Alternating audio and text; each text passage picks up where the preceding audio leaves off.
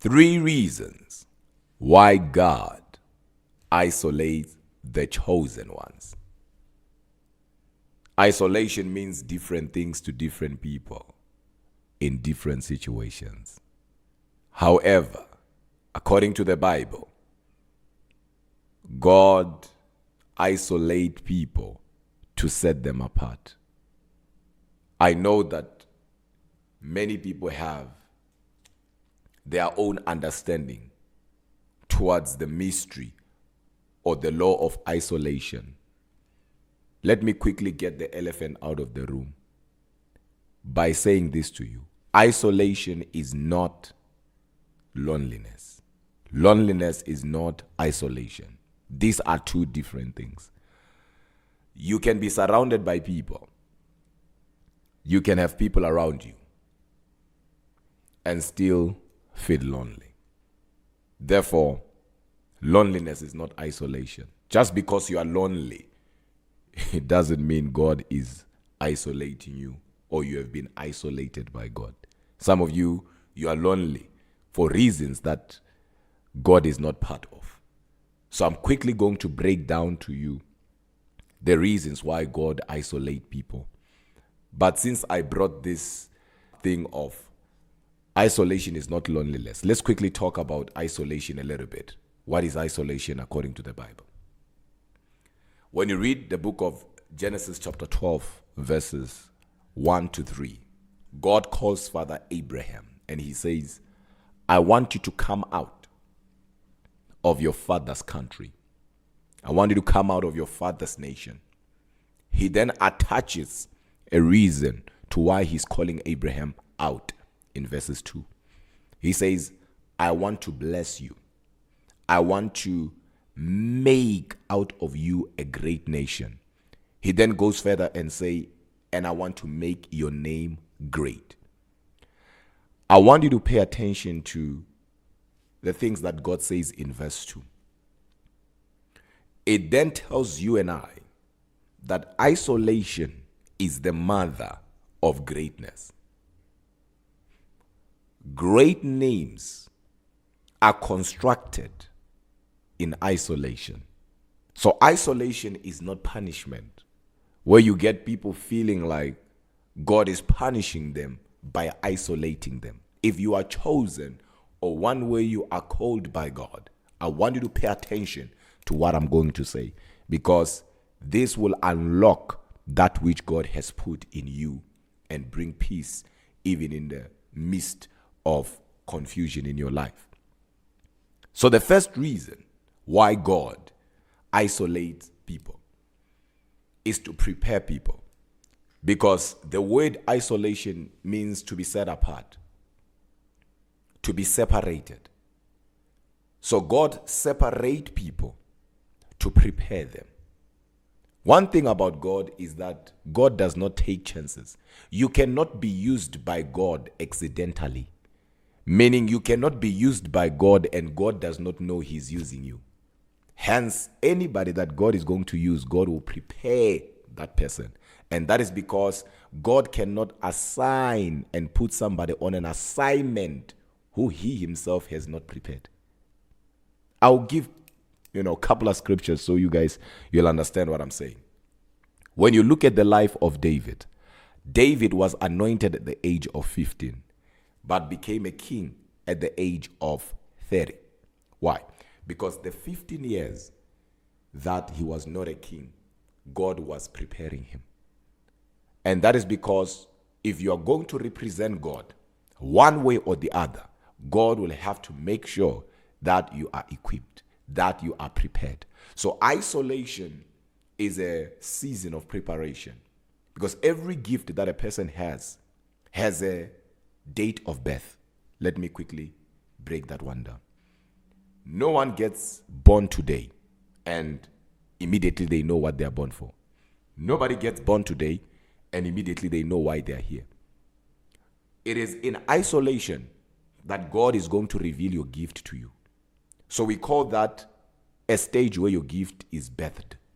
So there are 3 stages to it, right? So the first stage is where your gift is birthed. This is where you become aware. So isolation plays a very important role in you being aware of what you carry. So God has to prepare you, but in order for him to do that, he has to separate you. That was too deep. He has to prepare you. So I'm isolated, not because I've been rejected by God. I'm isolated because I'm being prepared by God. The second reason why God isolates the chosen ones is because God wants to capacitate the chosen one. One thing about God is whenever he calls men, he does not immediately, after calling men, commission men. He calls men, he colleges men, he then commissions men. And it is in the colleging that God will capacitate the chosen ones. And how does he do it? He will do it by isolating the chosen one. So it is not a punishment, like I said. You are being capacitated. David was anointed, I said it and I'll say it again, at the age of 15, became a king at the age of 30. What was he doing for these 15 years? He was being capacitated. That's why it was easy for him to look at Goliath and say, who is this uncircumcised Philistine? It is because the man was capacitated behind the scene. And when he showed up in public, he was ready. He knew who he was. He knew who his God was. And when they asked him, how are you going to do this? He gives testimonies that nobody knows about. He says, while I was looking after my father's sheep, a bear came, took one of the sheep. When I went after the bear, Mambara scattered the bear, took back the sheep. And another time a lion came, took one of the sheep. Zachariah scattered the lion and took back the sheep. These are testimonies and these are encounters that nobody knows about. But he himself knows about them. So when God now capacitates the chosen ones, this is where they start having different encounters. I'll give another example. In the book of Genesis chapter 32 and you read verse 24, you realize that when Jacob met with the angel of the Lord, rather wrestled with the angel of the Lord, he was alone. Jacob was not a lonely man. He had wives, he had servants, he had children. But when he had the encounter that he had, he was alone. And that is because there are certain encounters you will never have as long as you are too much everywhere, as long as you are too much in the public. You will never have certain encounters. Certain encounters, God will cause you to be isolated to have them. That's why we say, if you want to have divine encounters, master the law and know the law of isolation. Once you understand the mystery of isolation, you will embrace that mystery. Paul was called by God, and we know what happened to him in Acts 9, where he went blind. But remember, his name was Saul. When he met Jesus on his way to Damascus, his name was Saul. Light hit him. He became blind. For 3 days, he was isolated. But when he came out, he was no longer Saul. He was Paul. And that is because you can't be isolated by God and come out the same. When God takes you through that season, when you come out, you can't come out the same. God himself will have capacitated you because he knows that that which he has put in you, you did not put it in yourself. And you did not choose yourself. He chose you. So God will give it the backing it needs so that even when the challenges of life will try to fight it, that which is inside of you will be able to stand the test of time and will be able to stand against anything that will come against it. So it is important for you to understand that. It's not that God is punishing you. It's not that God is hating you. Every great man in the Bible went through isolation. What I'm about to say here quickly, because I'm freestyling, will blow your mind. It is in the season of being capacitated that God changes your appetite. You see, when God isolates men might have went to isolation, or to that season of isolation, to that room of isolation, maybe having certain desires or liking certain things. But trust me, when they come out, you'll be shocked that the places they used to go, they don't go no more. The people they used to hang around with, they don't hang around with no more. And that is because it is in the season of isolation that God works on your appetite. Because whenever God wants to start his work through a man, God will change the appetite of the man. When you read the Bible, you realize that when God delivered the children of Israel out of captivity, they were in the wilderness. And because remember, the children of Israel are called the chosen nation. So they were chosen. So it was not a chosen person, but chosen nation. So God had to isolate the whole nation. And he did that through that season of wilderness. And because they were isolated, guess what happens? The Bible tells us that they even ate angels' food. Why will a man leave the realm of eggs and chicken and enter into the realm of manna, the realm of angels' food? Imagine men saying, I don't want pizza, but I want what Michael eats. I don't want steak and potato. I want what Gabriel eats. And that only happens in isolation. In isolation, you begin to have appetite that you never had before you were isolated. It is in isolation that you are going to have encounters with God. So make sure that you are not the one fighting what God wants to start through you. Because some of you are your own stumbling block. God wants you here.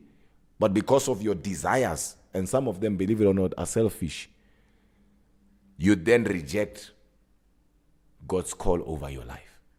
And it's dangerous because some of you, when you reject God's call over your life, you are not only costing yourself, you are costing even those that will come after you. Because sometimes when God works through you, or when God starts something through you, it's not so much about you, but it's also so much about those that are coming after you. We don't know Father Abraham, but we are called his seed. What would have happened if Abraham rejected when God said, come out? And the third reason, and in this case, the last reason why God isolate the chosen ones is because God wants to elevate them. I'll repeat that.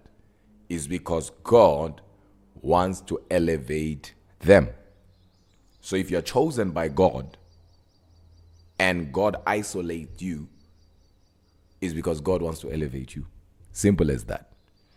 But I want you to understand that isolation is for elevation, but elevation will never happen until you understand the revelation of your isolation.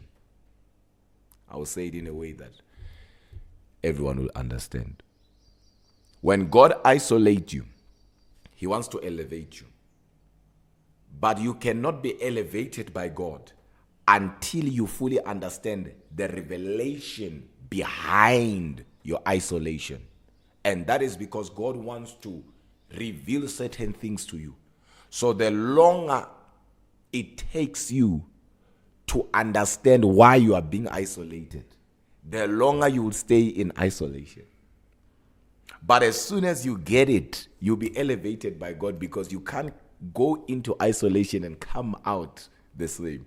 So everybody that goes in there, when they come out with greatness. They come out on another level. We see it from the book of Genesis down to the book of Revelation. There is a time where in the book of Galatians, Paul says something that is very powerful. He says, instead of meeting those who were apostles before him, he went to the desert of Arabia. And of course, some scholars believe he was there for 4 years. Some they believe for 3 years, for 7 years. The truth of the matter is he was there for 14 years. And then he says something in 2 Corinthians chapter 12. He then says, I know of a man, whether in the spirit or in the body, I cannot tell, who was caught up in the third heaven. He saw things and heard things that is not lawful for me to utter. Paul is talking about himself there. But you and I, we know that the 14 years he's talking about, it was the season where he was in the desert of Arabia. But why will Apostle Paul disappear for 14 years?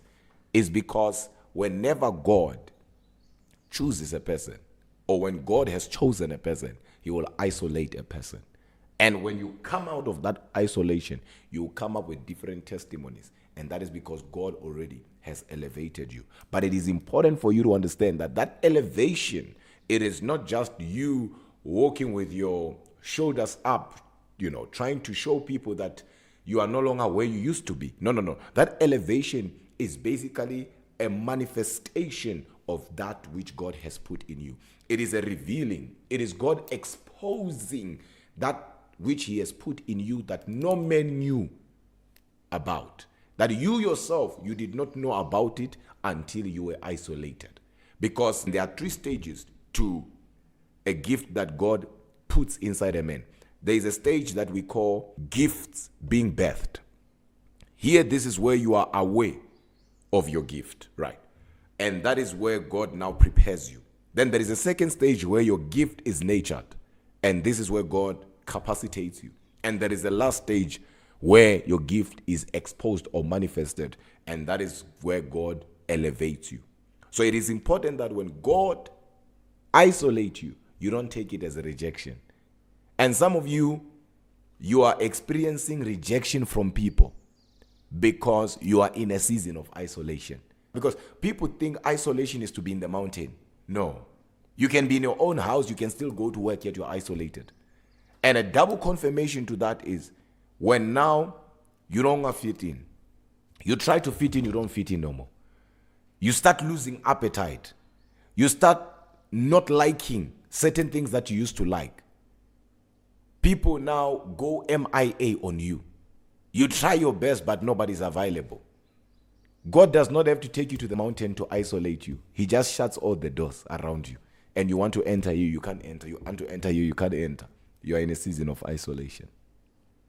And of course, I want to talk about something that I believe is powerful, especially for the chosen ones. How to know the area of my specialization. Because you can be chosen by God, but how do you know this is what God has chosen me for? If you'd like me to teach about that, and you'll want me to teach about that, comment and put it on the comment section and say part